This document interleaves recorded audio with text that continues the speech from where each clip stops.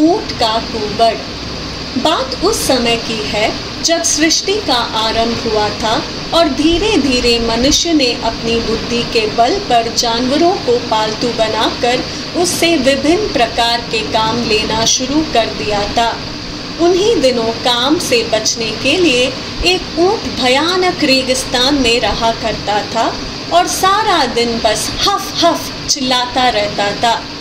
वह कांटेदार झाड़ियाँ और पौधे खाकर अपना काम चला लेता था।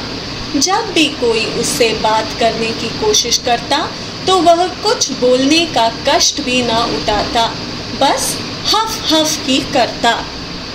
एक दिन पीठ पर सामान लादे और मुंह में लगाम कसे एक घोड़ा उसके पास आया और बोला, ऊंट भाई, चलो सामान ढोने में मेरी मदद करो। आदत के अनुसार ऊंट ने कहा हफ और चुप्पी साध गया। घोड़े ने जाकर सारी बात मनुष्य को बताई।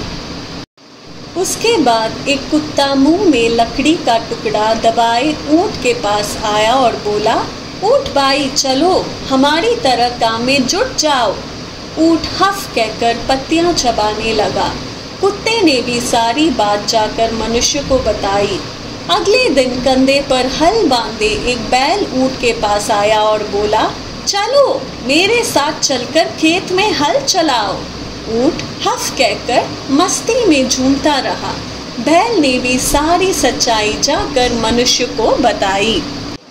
अगले दिन मनुष्य ने घोड़े, कुत्ते और बैल तीनों को बुलाया और कहा, मुझे तुम तीनों के लिए बहुत दुख है, लेकिन दुनिया नई है, इसलिए मेहनत तो करनी ही होगी। मुझे पता है कि हफ हफ करने वाला वह जानवर काम नहीं करेगा, इसलिए तुम तीनों को दुगना काम करना पड़ेगा। मनुष्य के इस आदेश पर तीनों को बड़ा गुस्सा आया, पर क्या करते, मजबूरी थी। तभी हफ हफ करता हुआ ऊंट वहां से गुजरा और तीनों को काम करता देख मुस्कुराता हुआ चला गया। रेगिस्तान का स्वामी एक जिन्न था जो रेगिस्तान की देखभाल करता था। वह धूल की आंधी में लिपटा एक पल में यहाँ से वहाँ चला जाता था। उसने घोड़े, कुत्ते और बैल को मुंह लटकाए काम करते देखा तो पूछा, क्या हुआ, तुम्हें क्या कष्ट है? घोड़ा बोला, रेगिस्तान के मालिक, यह दुनिया नई और इतनी बड़ी है, आप ही बताइए कि क्या यह सही है कि सब काम करे और एक कामचोर बना रहे? बिल्कुल नहीं, जिन्न ने कहा। इस रेगिस्तान में ऊंची गर्दन और लंबे लंबे पैरों वाला एक भयानक प्राणी है जो कोई भी काम नहीं करता, घोड़े ने बताया। अच्छा, मैं समझ गया, वह ऊंट है। क्या कहता है वह? जिन्न ने पूछा।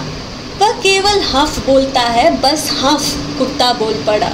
अच्छा ठीक है, अब मैं उसका इलाज करता हूँ। यह कहकर जिन्न धूल की आंधी में लिपटा एक ही पल में ऊंट के पास पहुँच गया। ऊंट उस समय पानी में अपना प्रतिबिंब देख रहा था और अपना विशाल शरीर देख देख कर खुश हो रहा था। जिन्न ने कहा, मेरे विशाल मित्र, यह मैं क्या सुन रहा हूँ? दुनिया नई है, यहाँ काम करने वालों की ज़रूरत है और तुम कोई काम नहीं करते। ऊंट ने कहा, हफ। जिन्न बोला, मैं तुम्हारी जगह होता तो यह शब्द दोबारा मुंह से नहीं निकालता। मैं चाहता हूँ कि तुम काम करो। ऊंट फिर बोला, हफ, और यह शब्द पूरा होते होते उसकी सुंदर चिकनी पीठ पर एक बड़ा सा कुबड़ निकल आया।